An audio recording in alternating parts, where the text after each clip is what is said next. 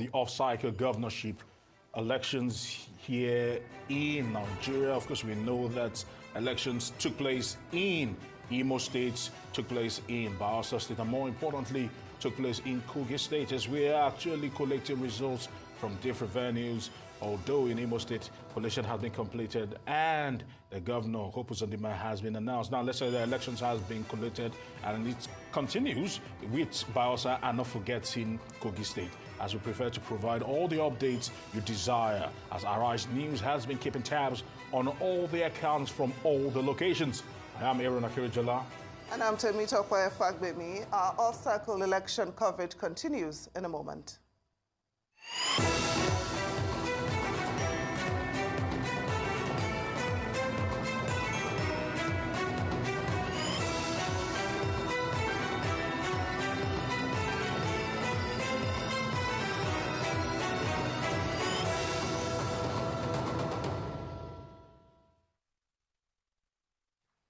Well, as we continue the coverage of the elections in the 3 states across Nigeria, we are now being joined in the Lagos studio by astute political analyst Dr. Victor Okhai and Emeka Madu.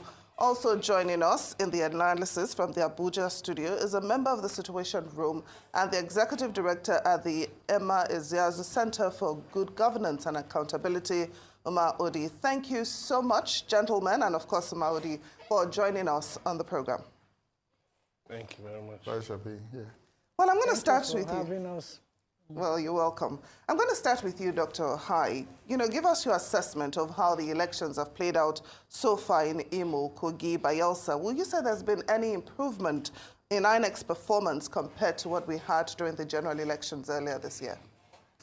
I'm afraid not, because some of the issues that have come up are issues that keep, and some of these include issues of logistics, issues of late arrival of materials, and controversies even in resource collation, and all of that, it's sad that we are unable to conduct elections. Politicians will always be politicians. I mean, no politician ever goes in expecting to lose, and so they go in there all upbeat, optimistic, telling even the person that is not sure of 2 votes will tell his followers that he's going to win. We know that. But certain things are very obvious. If results are coming in, you would know that, okay, this is the way it is. There are results that you can easily predict depending on the strength of where the politician is coming from and how the votes would have gone. But to begin to hear things like overvoting, for instance, and such overvotings, you begin to see things like that coming. There are electoral officers at those polling units. And then you see things like that, the results like that, coming right up to the final collation center. It makes us begin to wonder, when will INEC begin to get it right? And so on little things like that, I want to say that INEC still has a lot to do, because they need to inspire confidence in, the electorate. But overall, what happens, as we would say, however it goes, elections get delivered. And if we have anything to complain about, as they say, go to court. Okay. Let's turn our attention to Umar in Abuja and get her thoughts about the fact that at least we are looking at off-cycle elections in 3 states. And more importantly, a result has come out from the off-cycle election, and that is the fact that, as it stands right now, Imo has re-elected Hope Uzodimma as governor for another 4 years, sweeping all 27 local governments in the state. And he says it's the testament of a job well done and his popularity in those states. Emma, what do you make of this? Because it seems like a clean sweep, and the popular mandate in Imo is that Hope Uzodimma has done well and has been returned for another 4 years. Thank you for having me. I think what happened in Imo State is there was a preparation for for what happened yesterday, since January 2020. And the climax was yesterday. What happened yesterday was so sad. I think the INEC actually did better in Kogi and Bayelsa. Because in Imo State, you have polling units, nobody came out to vote, and results were announced. And like one polling unit in Okhai, accredited voters were 73, and you have APC winning 599 votes, and other places. So it's worrisome, because we have always been shouting that if you have a relation of APC national, deputy national chairman as the rec of Imo State, then there is an issue, and INEC closed his ears. And now you see the uploaded results and the accredited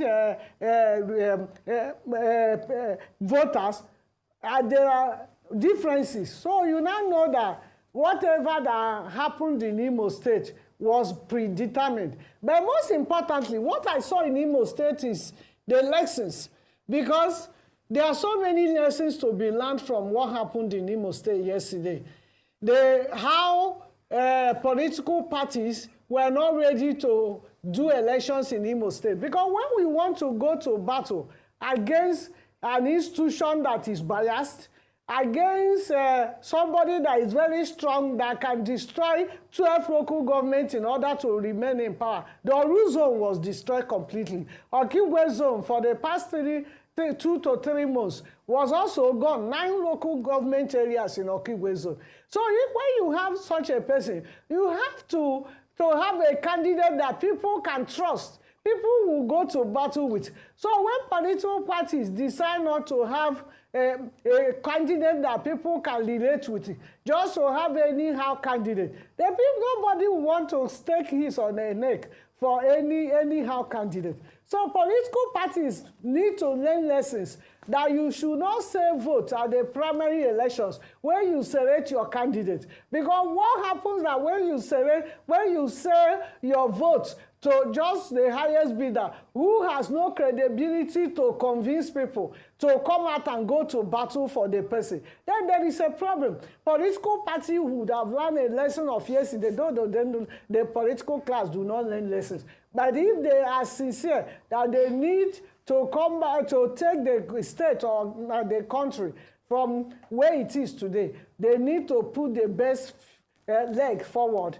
And also, that best leg, no matter what you tell people, it's only the few who wants to collect money to cook soup yesterday will come out. No matter what you tell people to come out, if they cannot identify with a personality that they have confidence that the person is a good alternative, they won't come out to waste their time. That's why you can see INEC announcing results where election did not hold in Imo State, because people refuse to come out. And actually, I align myself with anybody who didn't come out. What are you coming out to do? Who are you coming out to stake your life for? No, it is better you stay at home. When the political party decide to put somebody that has the credibility and that can give people confidence that I can do things differently, then the people will follow the person.